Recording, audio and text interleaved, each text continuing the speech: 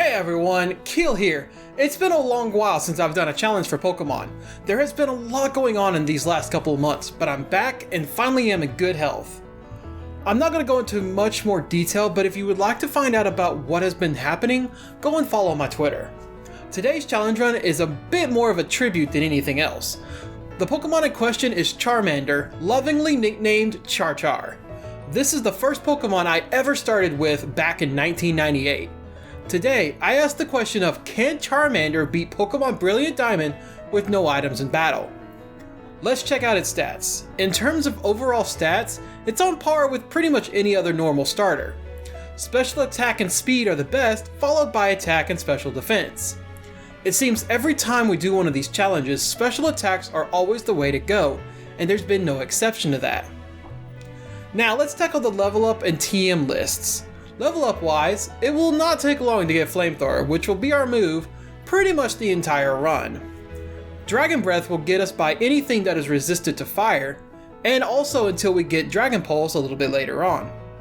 Otherwise, none of the other moves will be used. Taking a look at the TMs are some favorite ones. Work Up will be our stat increaser, Dragon Pulse can be picked up just after the third rival fight, and finally the dreaded Double Team will make a return. It's not going to be used until some of the fights that cannot be won. With all of that out of the way, the rules of the challenge are pretty much as follows. I can only use Charmander in battle, no items used during battle, and finally, click that subscribe button to see more. Let's blast through. The main things we are looking for once the Charmander has hatched is the nature. We got a pretty okay nature with Rash, as it increases special attack while reducing special defense. Char Char's defenses were not good anyways, so it really doesn't hinder us too badly. First up is the beginning rival fight with Connor. Before this fight, I picked up the TM for Work Up in Jubilife City. Nothing too much of note in this fight, just the standard hit each other until one loses. Preferably not Char Char. With Connor defeated for the first time, it's time to turn our attention to Rorik of Orberg. This gym leader fight took quite a few tries to get through, mainly due to Geodude using rollout first turn and pretty much annihilating us. This one attempt, however, did a double defense curl which let Char Char set up a double work up. Our best attack here is Dragon Breath due to more power and not being reduced from type matchups. This takes care of the Geodude and Onix is up. With it having Sturdy, it will get a hit in on us. Thankfully not too bad of one, doing only 14 HP. With Onix taken care of, we have Cranidos. It's not what I expected though. Cranidos happens to be slower than Char Char, and a single +2 Dragon Breath wins the first gym badge. Now we make our way to Eterna City, but before we can proceed, Commander Mars is impeding our way. Mars was not threatening at all this time around. She attempted to Supersonic not once, but twice, and failed. This led Char Char to a double work up and knocking out the Zubat in a timely manner. Purugly, on the other hand, was a completely different story. Fake Out at the start to deal a pretty decent chunk of HP, then a Scratch to do even more damage. Our Dragon Breath left the Purugly with most of its HP, but paralyzed. Then a high roll Dragon Breath to take it out the rest of the way. Not too shabby this time. Next up is Gardenia, the grass type trainer. By this time, Char Char has picked up Flamethrower from its level up pool. For safety, even though it was not really needed, we did a double workup before putting the Char on all of these grass types. The only threatening part of the fight was the attempted Stun Spore from Roserade, but it missed. Earning the second badge allows us access to the Galaxy building in Eterna. In here, we have Jupiter. Normally it's a major challenge with some resets that could happen. However, this time it was not the case. While we did get a bit nervous from the confusion, the Poison Fang did a whopping 9 damage to Char Char without poisoning. Breaking through confusion is always satisfying to see happen. Finally, the Skuntank is slower than Char Char, and a Flamethrower takes it down a couple of stinks. Now with the gas mask off, it seems to be another Connor fight. This was a bit more worrying due to Piplup being evolved, and having a water move that could potentially destroy us. Starly is as fun as always. We traded stat moves for 3 whole turns, when on the 4th turn, Starly popped with Endeavor dealing 20 damage. I got a little scared and had Char fire off at the Starly, knocking it out. Prinplup was next, and being a +4 special attack really helped to knock out the Prinplup before it could deal anything too crazy to Char. Sadly, it's pretty much the same for the other two members of his team. Ponyta should have attacked, but worried about its speed instead. Roselia could do nothing as Char was faster and Flamethrower was hot. From here on out, the fights start getting a bit tougher, if not almost impossible. Maylene took a few tries just from Machoke knocking us out in a single hit. On the win, we only got one workup in before Meditite did bulk up. That's scary enough to make me want to switch to attacking.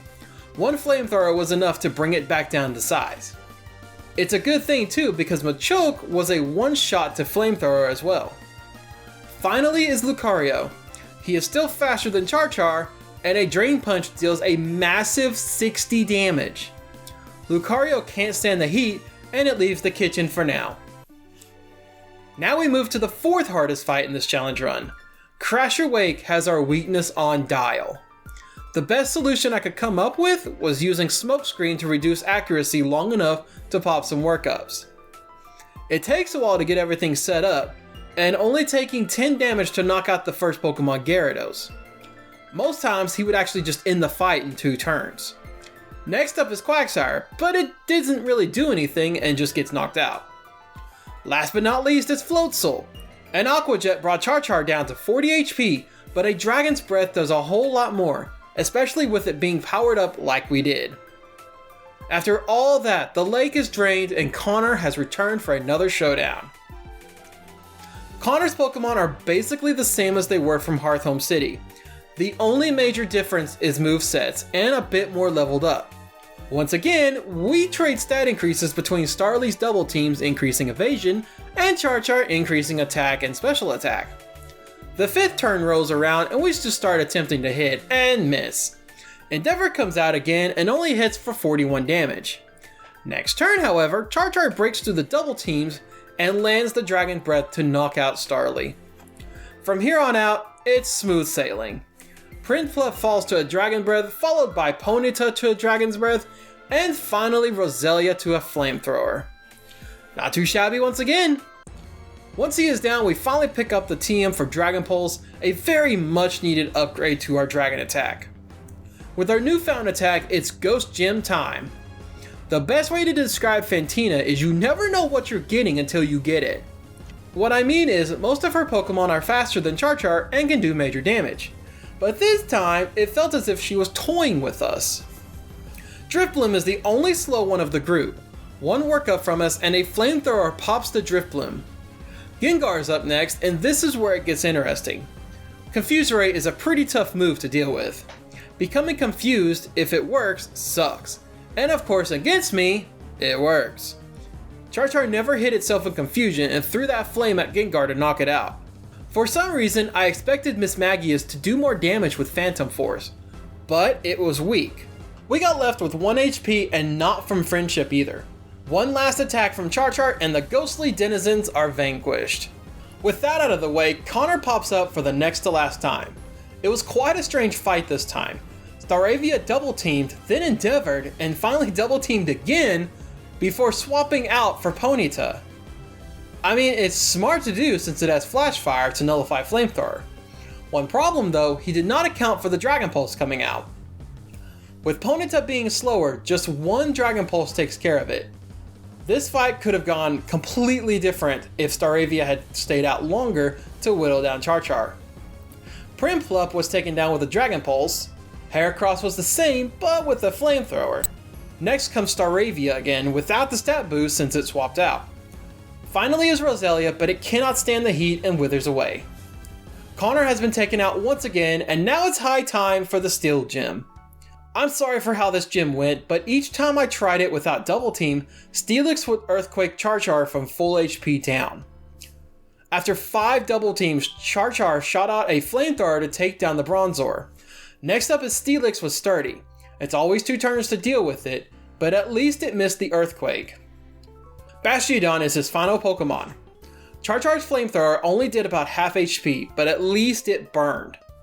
Bastion did hit the Stone Edge, but with the burn, it actually did very little damage.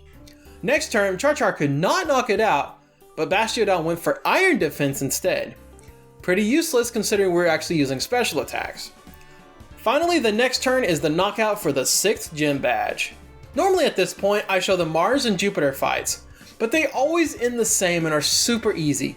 From now on, unless the fights are really struggling, they will not be shown. In their place, how about a word from our sponsor, PowerA? Take a look at this brand new Joy-Con charging dock for the Nintendo Switch. For only $22.99, you can charge up to 4 Joy-Con controllers at the same time. With it being powered by USB, it easily fits next to your Nintendo Switch so you can game all day long. Remember, use code Syndikill5 at checkout to receive 5% off. Play your way. Sometimes Candace can just be a pain in the ass to deal with. This time, however, was not one of those cases. Fire beats ice. Need I say more? The only damage that was taken was from the hail falling on the battlefield. Sneasel and Medicham had chances, but Sneasel Honeclawed and Medicham missed a rock slide. Finally, Abomasnow is 4 times weak to fire. That's how you melt the ice.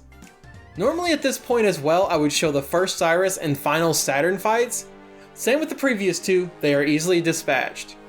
The next fights are the double fight with Mars and Jupiter. I had to level up almost 15 times, not because of these 2, but because of Cyrus destroying me each and every time. Mars and Jupiter are actually quite comical. Char just spams Flamethrower the entire time to win. So yes, the double fight was extremely easy each time I got it. Now for the 3rd hardest fight in the game. A fight to win the freedom of the legendary Pokemon Palkia. The thing with this fight is we need 2 workups for this to even work. When Honchkrow hits with its Night Slash, the damage is over half of Char's HP, and we cannot take another one.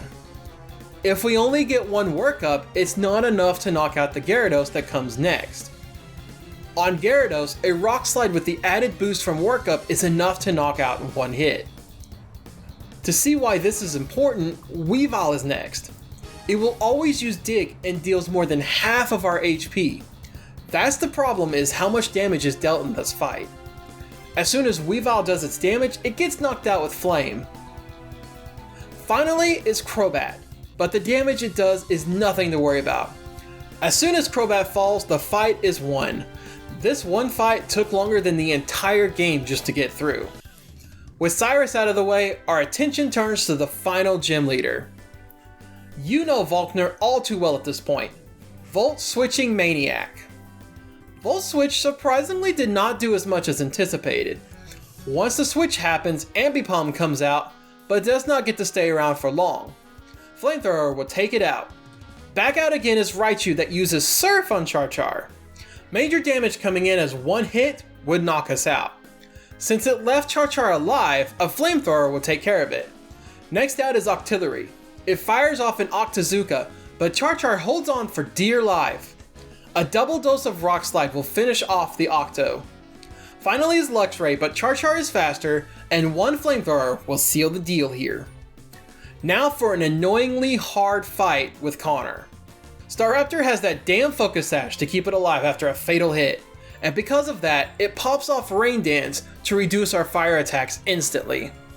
While we get pelted with close combats, a workup is on the tap. After another turn of this and dropping to 43 HP, Rock Slide fires off to knock Staraptor out.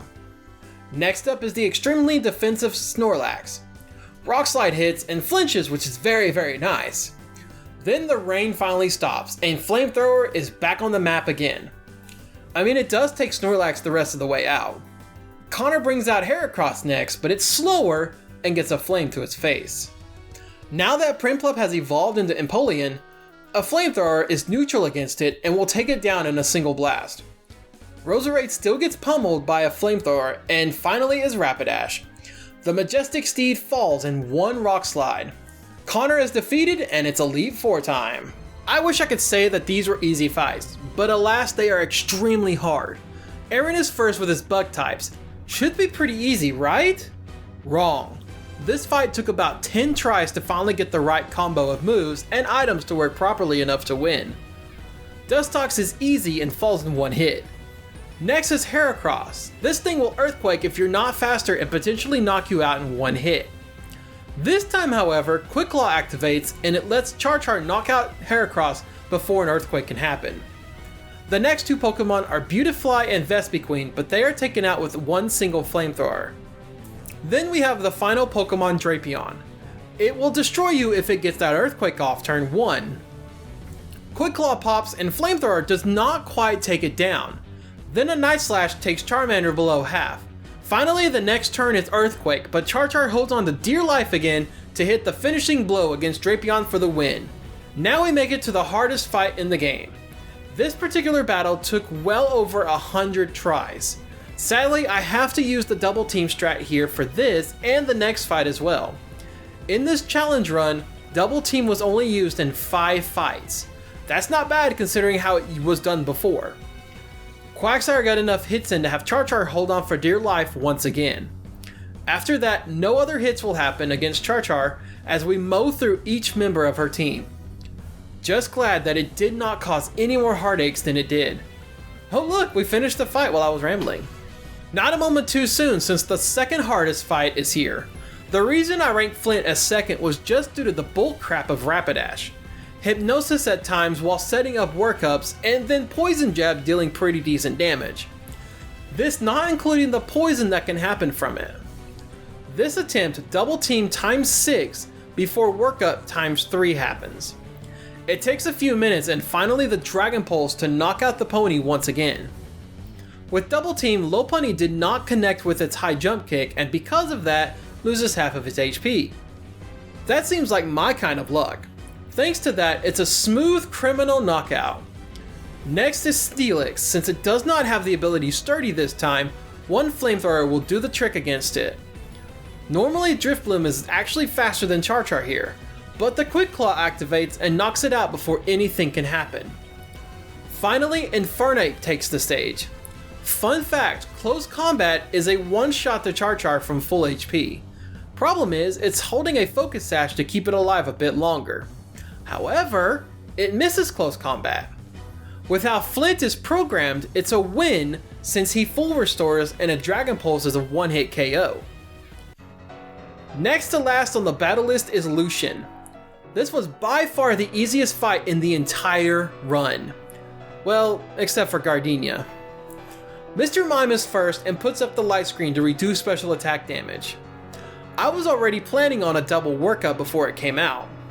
Then, a fairly powerful Psychic comes out and deals over half of Char's HP. Next turn we Flamethrower, but it's only half of mine's HP, before another Psychic fires off, leaving Char with only 4 HP. Next turn, the Mime finally drops, and it's Metacham's turn. Char is faster and knocks it out with a single Flamethrower. Next up is Alakazam. I'm not actually sure if it's faster than Char since the Quick Claw activated, and Flamethrower knocks it out in one hit. Now it's Girafarig, and it's down in one Flamethrower. Finally is Bronzong, but it's weak to fire and gets knocked out in one hit. Another thing that is interesting was the fact that Light Screen lasted the entire fight, and still we had the firepower to knock them out. It's that time, Cynthia is finally here, and it only took 4 tries. Sadly, we have to use double team move here, since even with one workup, Flamethrower is not enough to knock out before Char can get knocked out. However, it's not the full 6. We only go for 5, and even through all of that, Spiritomb still hit hard enough at times to be able to force Char to hold on for life for the final time. After this was 2 workup to increase those stats. Now with that out of the way, we can finally get down to business. Spiritomb goes down to a Flamethrower. Next is Gastrodon. This could have been pretty scary since it's a 2-shot with Dragon Pulse. However, it misses the Earthquake and gets knocked out the next turn. Now is the bane of my existence in every run of this, Melodic. Dragon Pulse does not do much against her, but she misses the Mirror Coat and gets burned from the Flame Orb it's holding. I went ahead and did one final workup just to make sure we have enough firepower, and Melodic tries Scald but misses. Next turn is the Knockout. Next up is Roserade. It misses its attack and gets a flamethrower to its face. Lucario is next, and if we are not faster, Aura's Field will break through evasion and automatically hit. This time, Quick Claw activates perfectly, and Flamethrower knocks out Lucario in one hit. Finally is Garchomp. I had a lot of worries about this one, but look. Quick Claw activates and a Dragon Pulse into its chest knocks it out for the win against the champion. Well, this was a bit harder than anticipated. Got a little rusty from not having done a solo challenge in a couple months. I hated that Double Team had to be used at the end, but at least it was used at a minimum instead of every single time. My final words are these: I'm back and stronger than ever before. There will be some changes happening, but nothing too crazy. Make sure to check out the other challenge runs in the links below. Also, don't forget to subscribe, like, and comment as well. I'll see you next time.